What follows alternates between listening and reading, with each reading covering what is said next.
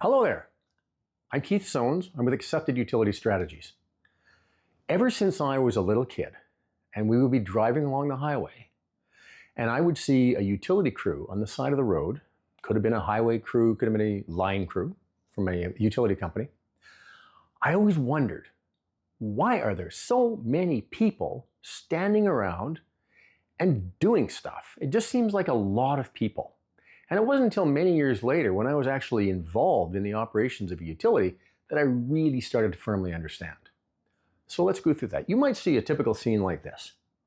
Let's talk about why this is. And some people say, they've got a bucket truck here. I understand that. You need to go up and down or get up in the air to do whatever work you're doing. I totally understand that. There's maybe 2 people in that bucket up there. What's with everybody else? Let's start going through the numbers.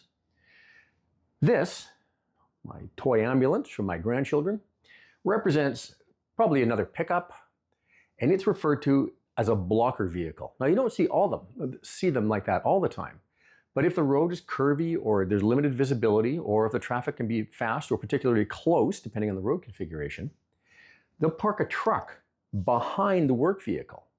Now, why do they do that? If you're one of these people up in the air and you're doing work up there, you're particularly vulnerable to anything that were to happen on the ground. If this car, represented by Smokey and the Bandit's vehicle, that will age me a little bit, for those that know the reference, but nonetheless, if another car comes along, goes out of control, isn't paying attention, whatever might happen, and they're in the line to hit that truck, it's better for them to hit this small one to act as a shock absorber so this truck doesn't get hit.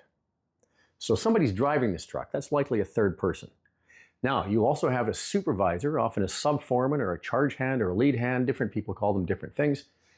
That's really the person that's overlooking the work, making sure the directions are proper. They take a look at what the orders are and make sure that work is getting done. It's also for safety.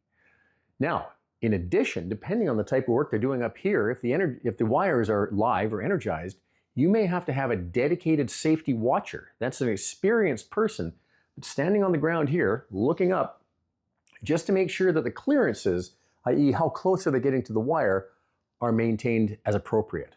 So that's 1 person here, 2 here, a safety watcher potentially, and a foreman. That's 5.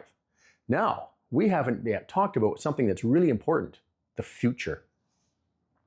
Now, people don't start in the power line trades without a significant amount of experience before they're unleashed. They get their journeyman status, and then they can actually run jobs or at least participate in jobs without that really close direction all the time. That's what apprenticeships are for. But apprentices have to start somewhere. So they'll often start with a crew like this, and they will be the person on the ground, grabbing equipment, cleaning up. Eventually they'll get up here and they'll start doing some work there. So that's another person. So as you might see a job that you think takes 2 people up here, and we've got 6 on the ground, the primary reason is safety, but it's also about making sure the work is done efficiently and that you can protect the work environment. That answered my question from when I was a kid. I hope it answers yours. If you'd like to learn more about utility operations or anything electrical, please get in touch. Once again, I'm Keith Soanes. I'm with Accepted Utility Strategies. Have a great day.